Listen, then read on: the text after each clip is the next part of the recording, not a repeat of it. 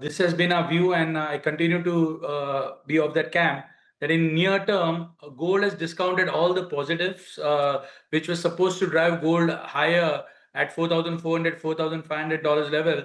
All the positive news are in the price right now, and the moment we see that ongoing US shutdown and everything, whatever is going on, the government shutdown, whenever it reopens, we are going to see profit taking, a bout of profit taking.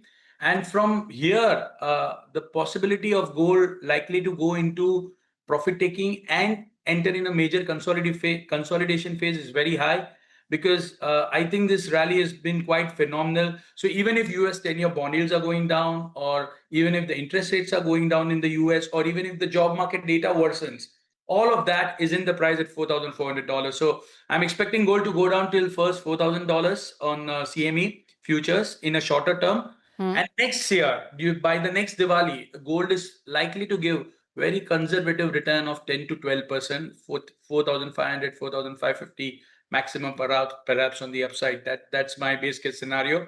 So I'm not very bullish, but I continue to remain bullish from the still 2 years point of view.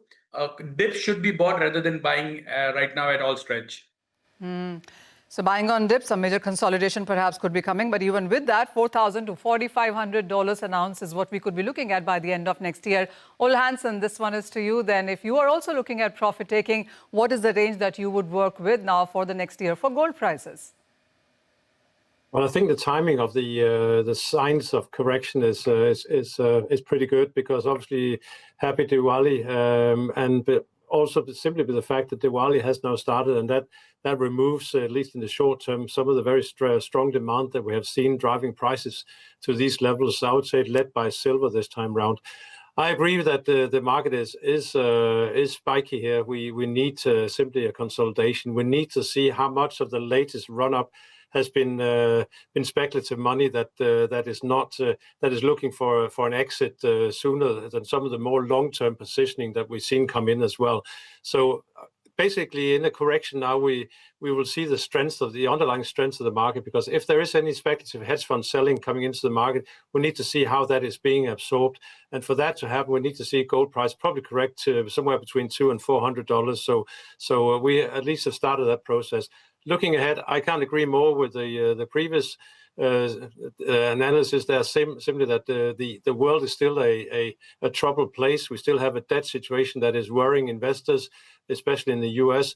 And with that in mind, I think the demand will continue to be firm in the coming months to take prices higher up towards that $5,000 level next year. So not an increase to the extent that we've seen this year, but still some gains to be found in the coming 12 months.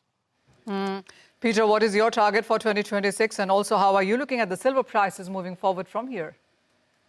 Well, happy Diwali, Manisha, and to everyone, and greetings from Sydney.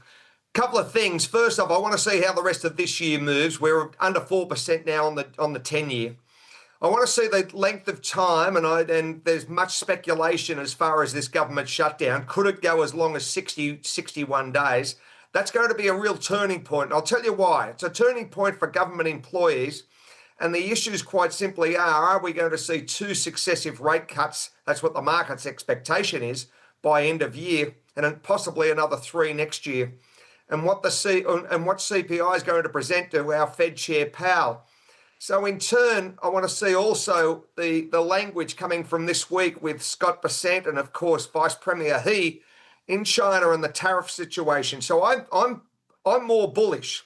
And I think, and the reasons for it is uncertainty. We've got a stock market out of control in the sense of what we're seeing as far as peaks. Look at the Nikkei, look at the CSI 300, and of course the Dow and the S&P.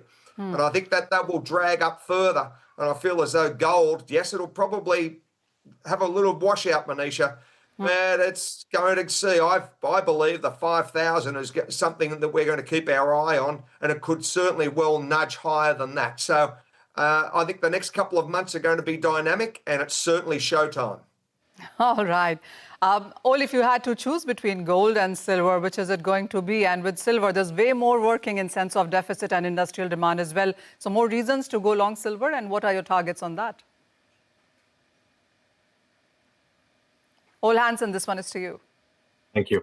I think with silver having reached the 50 level and the record high, and with the gold-silver ratio coming briefly below the 80 level, closer to its longer-term average, I think the further silver gain from here probably needs the gold market to support that rally. But at the same time, we've seen this year, especially in the last 6 months, that gold and silver and platinum has been allowed to shine quite strongly, simply because of the continued rally in gold. And when you look at the underlying fundamentals in both these metals, they still point to a tight market. And if investors are looking for protection in hard assets, in tangible assets, in commodities, then I can't see a better picture better market than these two. So with that in mind, even though I think silver has reached its short-term potential relative to gold, I still see it outperform gold next year. If gold moves towards 5,000 on a relative basis, silver will do even better. Then are you looking at 65, 70? Ole, what are your targets for silver? Our targets these days are something that we just to pick out of a hat, simply because these markets have already surprised everyone in terms of the rally. But based on the 5,000, then 65 is something that is a target that would not be a major surprise if we can get that far. Kunal, when you look at the Indian markets then, and yeah, well, of course, I know you have been bullish for silver as well, but how do people buy this? Because physical, yes, 95% of Indian market is still physical, 5% perhaps is ETFs, and then, of course, digital silver seems to be doing well. But are you looking at a strong buying continuing? Because we've seen premium build up in the last couple of months. Do you see that situation continue? I think the premium is eroded this week, and it is likely to get eroded further, with the supply scenario likely to improve further. So we believe that these are like a one-off events, what we've seen lately. It doesn't generally happen where silver gets sold off in the physical market up by 30,000 rupees and people are willing to buy. So there was a frenzy right now as far as silver was concerned. Nobody wanted to buy at 80,000, and everyone thought that at 1,80,000, we are not going to get silver. So this is how the behavioral aspect of the market, this is how people behave. And we've seen today also silver is down by almost 5%. So right now there is a healthy correction, profit taking is going on in the bullion market, especially in silver, and it is likely to continue on Indian bourses. I'm expecting silver to go down till the levels of 1,35,000 to 1,30,000. Perhaps those shall be the good levels to again start accumulating it. And on CME, I see this retracing back to around 45 to 42.5 sort of levels, and those will be again levels to start accumulating. The interesting thing for the next month is going to be what is going to happen to the Indian rupee, and I believe that this has been my view for the year 2025. Unfortunately, because of the tariff scenario, this view could not get materialized. But I am expecting a sharp appreciation in the Indian rupee. The moment you see the Indian and US trade tension gets solved, or we get relaxed in our tariff 25%, I think the Indian rupee across the world will be the best performing currency. This is my forecast. And that brings me to the point that the upside in the bullions is going to be restricted even from the rupee point of view. Because right now, if rupee is trading at 88, and if rupee becomes 83.5, 84, then what you are going to, I mean, your majority of the, say 7 to 8% upside, if rupee is appreciating, then I think till 8% upside in the international market of gold and silver, you are not going to see the major effect. So this year, silver also wait for further decline. So in a shorter term, there is absolute euphoria going in the Indian market regarding silver. And these are the times generally either you sit out or you wait for a correction, let the market come to the sanity and its own terms, and then you again start accumulating, because the fundamental. So the most interesting part is the silver is going up because the supply shortage and the strong industrial demand. But what if silver prices are trading at $55, $60? What is going to happen to the industrial demand? Whether it is going to remain strong after that? So the point is, let it correct, let it go down, let there be some more consolidation in the silver market. I think then again it will gear up for the further upside, because the fundamental of gold and silver are no doubt bullish. But at what price you are buying, that is also very important. Sure. If you bought silver at 1,80,000 rupees, first you will have to see 1,35,000 rupees. So it's better to wait for some time, let the froth get settled, let the market correct, and then you can re-enter for the next some month. All right, so rupee appreciation is yet another thing that we will have to keep an eye on. Remember, this year was all about dollar decline, and but dollar index, while it fell nearly 9%, we saw rupee hit all-time lows as well. Peter, this one is to you. Where do you see the dollar index now going into the next year? Because this year hasn't been so great, but next year, does it bring any promise? Well, Manisha, I feel as though that we've got to see Fed policy, and I want to see, naturally, how many successive rate cuts by Easter. If we were to see 2 or 3, then I feel as though that would put downward pressure on the US dollar. And it's a wait-and-see approach. I mean, you know, we understand where Scott Bessent wants US dollar. We understand where President Trump, as far as interest rates, wants interest rates. So they both want them down significantly from where they are at the moment. And I would think that that would draw dollar down.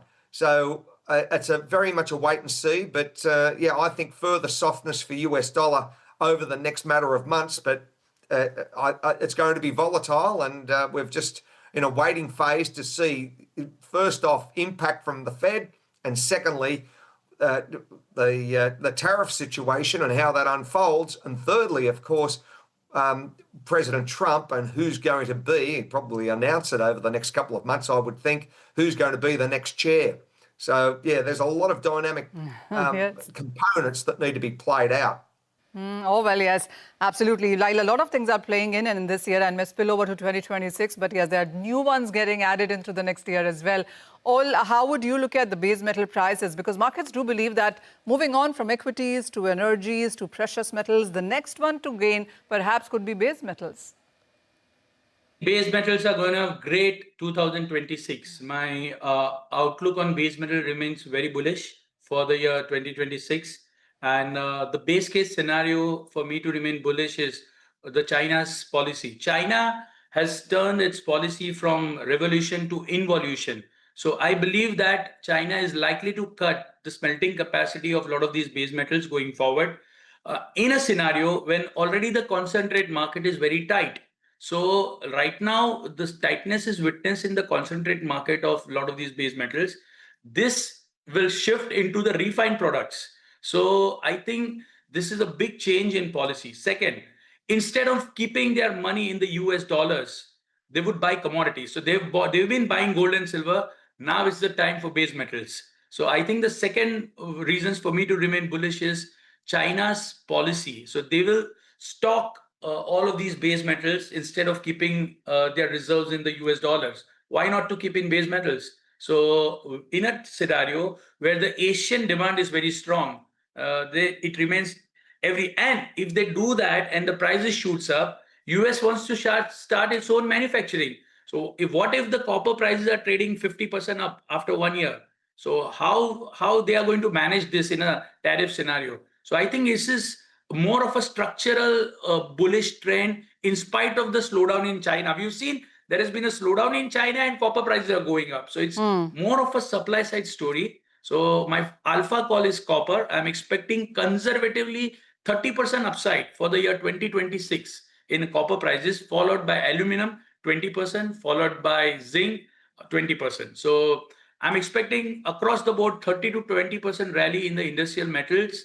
And it's not driven by traditional demand and supply. Okay. It's a strategic move, which China is likely to play going forward. All right. Ole Hansen, how are you looking at base metal prices? Would you also be as bullish as Kunal is for the next year? I think we still have an overhang of supply that needs to be sorted out. We still have very high inventory levels in the US following this tariff scare that we had earlier this year.